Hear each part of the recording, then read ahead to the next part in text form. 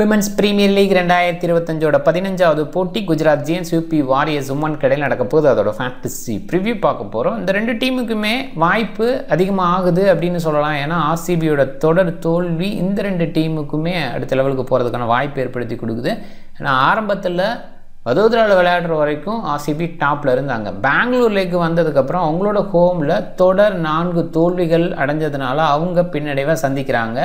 இப்போ UP warriors number 3 ஸ்பாட்டில் இருக்காங்க. அவங்க இந்த போட்டியை ஜெயிக்கிற பட்சத்தில் இன்னும் வாய்ப்பு ரொம்ப அதிகப்படுத்திப்பாங்க. இந்த போட்டியில் குஜராத் ஜெயின்ஸ் ஜெயிச்சாங்கன்னா அவங்களுக்கு அட்வான்டேஜ் அதிகமாகுது அப்படிங்கிறதையும் பார்க்குறோம்.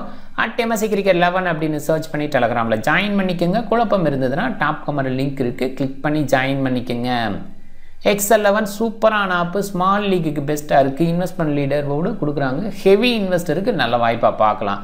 ப்ராக்டிஸ் பேஸில் நீங்கள் விளையாடணும்னு நினைக்கிறீங்களா, இப்போ தான் விளையாட ஆரம்பிச்சிருக்கீங்களா, ஃப்ரீ கான்டெஸ்ட் இருக்குது, இங்கே வந்து ப்ளே பண்ணி பாருங்கள், என்ஜாய் பண்ணுங்கள். XL11 இன்ஸ்டால் பண்ணலைன்னா டாப் கமெண்ட் லிங்க் இருக்குது, கிளிக் பண்ணி இன்ஸ்டால் பண்ணி என்னோடய ரெஃபரல் கூட பயன்படுத்த மறக்காதீங்க. பாரத ரத்னா ஸ்ரீ அட்டல் பிகாரி வாஜ்பாய் எக்கானா ஸ்டேடியத்தில் தான் இந்த போட்டி. லக்னோவில் இந்த சீரியஸை பொறுத்த வரைக்கும் முதல் போட்டி March 3 7:30 PM ஸ்டார்ட் ஆகுது. இந்த சீரியஸில் டாஸ் வின் பண்ணுற கேப்டன் எல்லா முறையும் சேஸ் தான் பண்ணாங்க.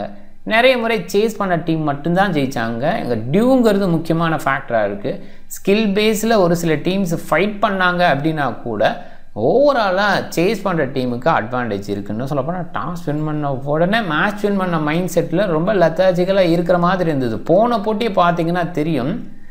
ஒரு பக்கம் வந்தனா டோட்டலாகவே டவுன் ஆனாங்க. ஏன்னா தொடர்ந்து டாஸை லாஸ் பண்ணிகிட்ருக்காங்க, மேட்ச்சை லாஸ் பண்ணிகிட்ருக்காங்க அப்படின்ற அந்த இடத்துல அவங்க டவுன் ஆனதை பார்த்தோம். அதே நேரத்தில் அவங்களோட பேட்டிங்லேயும் அது டிஸ்பிளே ஆச்சு, அவங்களோட அந்த ஸ்பீச்லேயுமே டிஸ்பிளே ஆச்சு. இன்னொரு பக்கம் லேர்னிங்கு கேப்டன் அவங்க பவுலிங்கை வந்து இன்னும் சொல்ல போனால் ரெகுலர் பவுலர் இல்லாமல் வேறு பவுலருக்கு ப்ராக்டிஸ் கொடுத்துட்ருக்கிற மாதிரி பண்ணிகிட்டு இருந்தாங்க. ஒரு பக்கம் சார்னி நல்லா பவுல் பண்ணாங்க அப்படின்னா கூட லேட்டர் ஓவர் அவங்களுக்கு கொடுப்பாங்களா அப்படிங்கிற அந்த கேள்வி இருந்தது. பட் ஸ்டில் பயன்படுத்தினாங்க அப்படிங்கும்போதே அது அண்டர்ஸ்டாண்டபுளாக இருந்தது. இங்கே டாஸ் தான் முக்கியம் அப்படிங்கிற மாதிரி. அது கொஞ்சம் மோசமான ஒரு விஷயந்தான். பட் நேச்சரை ஒன்றும் பண்ண முடியாது, இப்படி தான் கிரிக்கெட் போகுது அப்படின்றது இந்த சீரியஸை பொறுத்த வரைக்கும் நம்ம பார்க்குறோம். அதே விஷயம் இங்கேயும் இருக்குமா, அட்டல் பிகாரி வாஜ்பாய் ஸ்டேடியத்துலேயும் அப்படி தான் இருக்குமா, அதையுமே பார்க்கணும். But most probably slow tracks தான் இங்கே கொடுத்து பார்த்துருக்கோம். அந்த ஸ்லோ ட்ராக்னால ஏதாவது அட்வான்டேஜ் பேட் ஃபர்ஸ்ட் டீமுக்கு எதுவும் கிடைக்குமா அப்படி தான் பார்க்க வேண்டியது இருக்குது. அண்ட் ஓவராலாக சேஸ் பண்ண தான் ப்ரிஃபர் பண்ணுவாங்க. யூபி வாரியர்ஸ் ஓவர்சீசன் பார்க்கும்போது கிரேஸ் ஹாரிஸ், மெக்ரத்து, ஹென்ரி எக்லஸ்டோனோட பேட்டிங் பர்ஃபார்மன்ஸும் நல்லாயிருக்கு, பவுலிங்கும் நல்லா பண்ணுறாங்க. கிரேஸ் ஹாரிஸோட பேட்டிங் பர்ஃபார்மன்ஸ் போன போட்டியில் ஓப்பன் பண்ண உடனே ஒரு குயிக்கான இன்னிங்ஸ் வந்தது. அதர்வைஸ் அவங்க அவ்வளோ பெருசாக பண்ணலை. பவுலிங் நல்லா பண்ணியிருக்காங்க. மெக்ரத் பேட்டிங் பவுலிங் டோட்டலாகவே ஃபெயிலியர் ஆகியிருக்காங்க. கம்ப்ளீட்டாக ஃபெயிலியர் அப்படின்றத தொடர்ந்து ஷோ பண்ணுறாங்க. ஒரு பக்கம் சமரியாட்டப்பட்ட சைடு போக முடியாது, அலானா கிங் சைடு போகலாம். ஸோ அலானா கிங்கை இன்றைக்கி எடுத்துகிட்டு வருவாங்களா அப்படின்னு பார்க்கணும். அந்த ஒரு விஷயம் ஓகேனா பேட்டிங்லேயே அவங்க சின்ன டிஸ்பிளே கொடுப்பாங்க, இல்லை பேட்டிங் பேஸில் டாப் ஆர்டரில் யாரையாவது எடுத்துகிட்டு வந்தாலும் நல்லாயிருக்கும். ஸோ அப்படி ஒரு விஷயம் பண்ணுவாங்களா அந்த டைமில் பார்க்கணும். கிரண் நவ்கிரே, கிரேஸ் ஹாரிஸை ஓப்பன் பண்ண வச்சாங்க. இது நல்ல மூவாக பார்க்குறேன். ஏன்னா யூபி வாரியர்ஸ் ஆரம்பத்தில் 2 இந்தியனை தான் ஓப்பன் பண்ண வச்சாங்க. இல்லைன்னு சொல்லலாம் டாப் 3 இந்தியன்ஸாக இருந்தாங்க. அது கொஞ்சம் ஸ்லோவாக இருக்கிற மாதிரி பவர் பிளே யூட்டிலைஸ் பண்ணாத மாதிரி தெரிஞ்சுது. இப்போ கிரேஸ் ஹாரிஸை மேலே அனுப்புறது மூலமாக கண்டிப்பாக இது நல்ல மூவாக நம்ம யோசிக்கிற மாதிரி இருக்குது. கிரேஸ் ஹாரிஸ் 2 பேருமே குயிக்கான ஒரு ஸ்டார்ட் பவர் பிளே யூட்டிலைஸ் பண்ணுற ஸ்டார்ட் கொடுக்குறாங்க. பிருந்தா நம்பர் 3 வந்ததுக்கப்புறம் போன போட்டியில் ஒரு நல்ல இன்னிங்ஸ் கொடுத்தாங்க. கண்டிப்பாக வந்து டீசெண்டாக விளையாடக்கூடிய பிளேயர். ஓப்பன் பண்ணும்போது அவ்வளோ சக்ஸஸ் இல்லை. தீப்தி சர்மா, மெக்ரத்து இவங்கெல்லாம் டீசெண்டான ஹிட்டிங் எபிலிட்டி இருக்கிற நல்ல ஆல்ரவுண்டர்ஸு. மெக்ரத்தை பொறுத்த வரைக்கும் என்ன மாதிரி பர்ஃபார்ம் பண்ணாங்க, T20யில் ஆவரேஜ் எவ்வளோ வச்சுருந்தாங்க ஆரம்பத்தில் அப்படின்றதெல்லாம் பார்த்தோம். பட் இப்போ டோட்டலாகவே ஃபெயிலியர் ஆகிறாங்க. இந்தியன் கண்டிஷனில் அவ்வளோ சிறப்பாக இல்லை. என்ன சொல்லப்போனால் அவங்களுக்கு ஃப்ரான்சிஸ் கிரிக்கெட்டுக்கு போனது வந்து அவ்வளோ செட் ஆகாத மாதிரி தான் இருக்குது. இதுக்கு முன்னாடி 100 இந்த மாதிரி இடத்துல கூட மெக்ரத்தோட அவுட்புட் பெஸ்ட்டாக இல்லை. நேஷனல் டீமுக்கு விளையாடும்போது அந்த அவுட்புட் பெஸ்ட்டாக இருக்குது. அதே மாதிரி பிபிஎல்லில் விளையாடும்போது அவங்களோட அவுட்புட் பெஸ்ட்டாக இருக்குது. அதை பார்க்குறோம். ஸ்ராவத்தை பொறுத்த வரைக்கும் டீசெண்டான பிளேயர், ஓரளவுக்கு ஹிட் பண்ணக்கூடிய எபிலிட்டி, மிடில் ஸ்டெபிலிட்டி கொடுக்கக்கூடிய எபிலிட்டி இருக்குது. உமா செட்ரி விக்கெட் கீப்பர் மேலே அனுப்புனாங்க, அந்தளவுக்கு சக்ஸஸ் பண்ணல அப்படின்றனால ரொம்ப லேட்டாக வராங்க. இன்னும் சொல்லப்போனால் ஹென்ரி எக்லஸ்டோன் இவங்களுக்கு மேலே ப்ரொமோட் ஆகலாம், அதையுமே மைண்ட் பண்ணிக்கோங்க. ஹென்ரி எக்லஸ்டோனோட ஹிட்டிங் ரொம்பவே சூப்பராக இருக்குது. பவுலிங் பேஸ்லேயே 2 பேருமே சூப்பராக பண்ணுறாங்க. சைமா தாக்கூர், காந்தி கவுடு எபிலிட்டி இருக்குது, பயன்படுத்துறது எவ்வளோ தூரம் பயன்படுத்துவாங்க அப்படின்ற அந்த இடம் மட்டும் கேள்வியாக இருக்குது. குஜராத் ஜெயின்ஸ் ஓவர்சீஸ்ன்னு பார்க்கும்போது Mooney, Gardner, Litchfield, Dottin and கார்னரோட பர்ஃபார்மன்ஸ் பேட்டிங்லேயும் சரி பவுலிங்லேயும் சரி இருக்குது.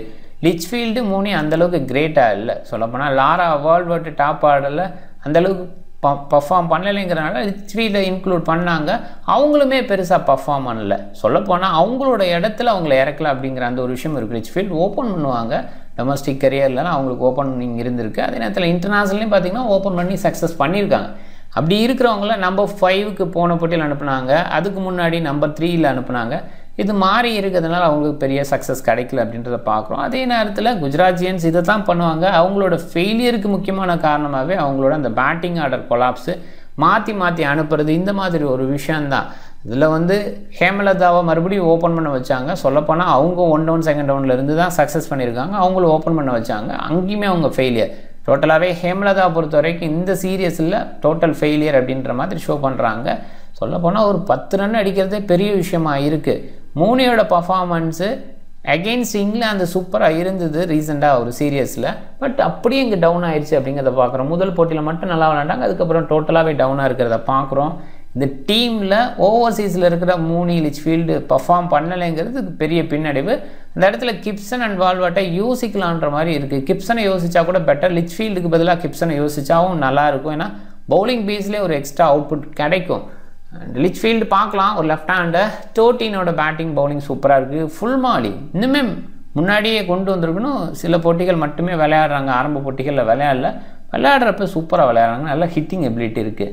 காஸ்வி கௌதம் சில நேரம் ப்ரொமோட் பண்ணுறாங்க. தனுஜா கன்வருக்கு பேட்டிங் எபிலிட்டி இருக்குது. இவங்க 2 பேருமே நல்ல பவுலிங் கொடுக்கக்கூடிய பிளேயர்ஸ். இதுலேயுமே தனுஜா கன்வரை முழுமையாக பயன்படுத்துகிற நிறைய நேரம் ஆஸ்லே, கார்னர், டோட்டின் அவங்களோட முழுமையான பவுலிங் எடுத்துக்கிற முறையில் அவங்க ரன்ஸ் கொடுத்தா கூட நல்லா பவுல் பண்ணுற தனுஜா கன்வருக்கு போகாமல் இருந்தாங்க. ஸோ அதுவுமே கொஞ்சம் மைனஸ் இந்த டீமில். சரியான அளவில் டோட்டலாகவே கேப்டன்சி சரியில்லை, மேனேஜ் பண்ணி கொண்டு போக தெரியல அப்படின்ற மாதிரி தான் இருக்குது. மேக்னா சிங் ஓகே, இவங்க நியூ பாலில் ஸ்பெஷலிஸ்ட்டாக இருப்பாங்க, பட் இவங்கள நியூ பாலில் பயன்படுத்துறது இல்லை அப்படிங்கிறதையும் பார்க்குறோம். பிரியா மிஸ்ரா செகண்ட் இன்னிங்ஸில் கண்டிப்பாக பெஸ்ட்டாக இருப்பாங்க, ரிஸ்கில் பவுல் பண்ணுவாங்க. அதனால் அந்த ரிஸ்க் ஸ்பின்னருக்கு வேல்யூ இருக்குது.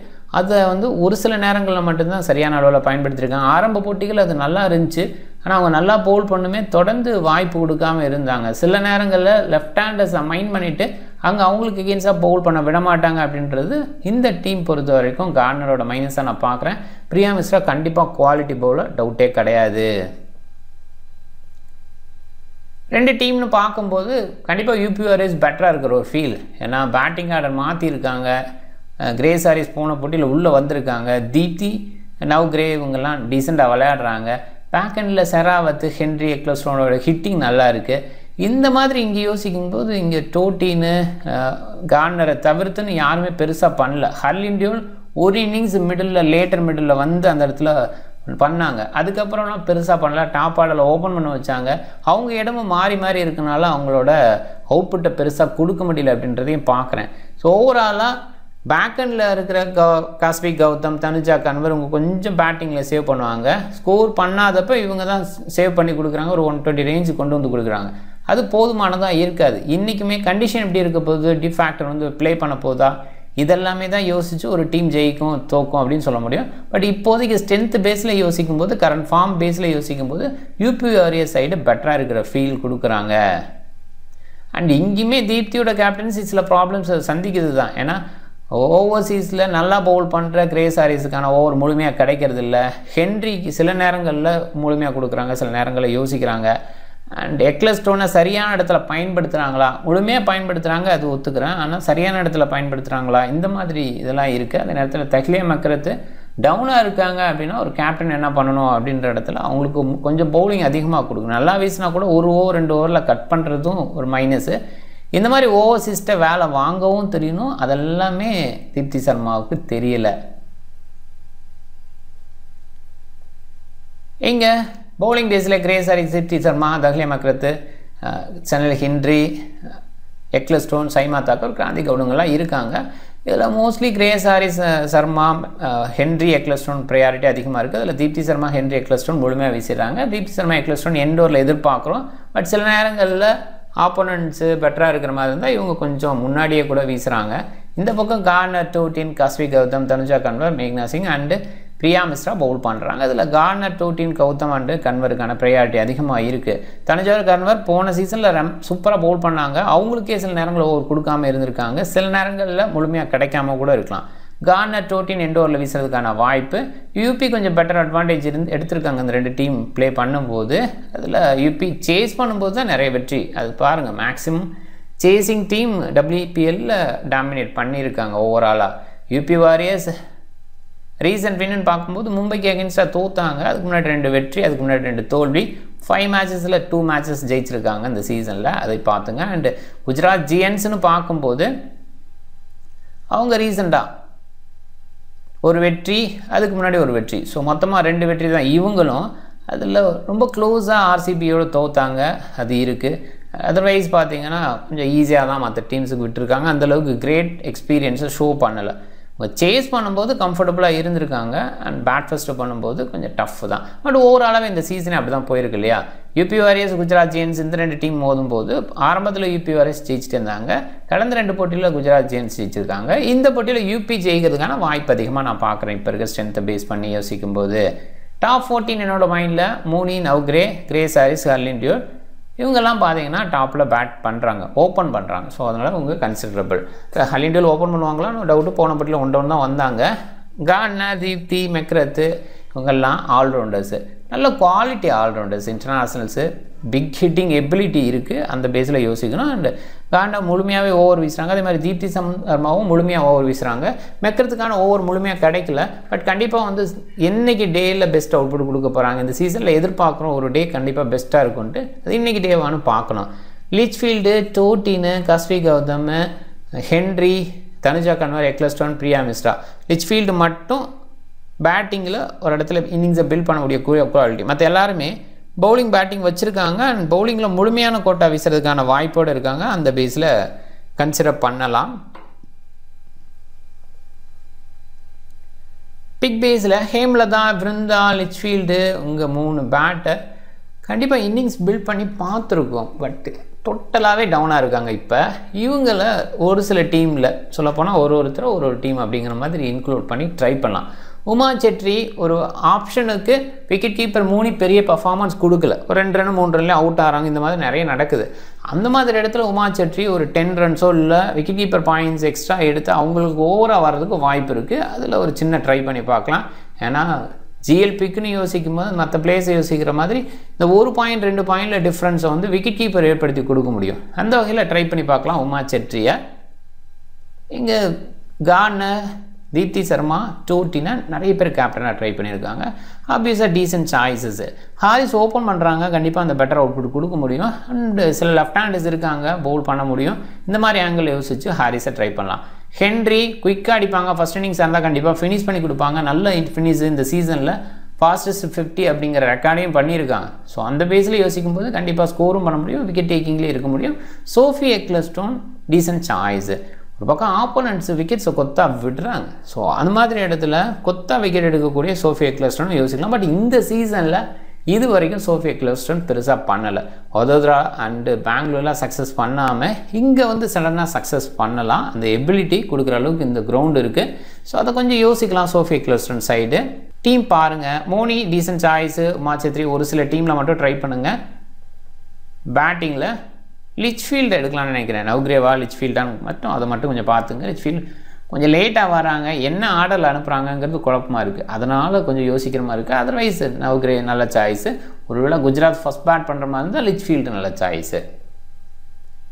Corner, Deepti, Dottin, Harris, Henry, McGrath and Gibson இருக்காங்களான்னு பார்த்துங்க. லிச்ஃபீல்டுக்கு பதிலாக அப்போ யோசிக்கணும். எக்லஸ்டோன், கஸ்வி கௌதம், தனுஜா கன்வர் எல்லாமே நல்ல choice. Captain Gardner, vice captain Grace Harris.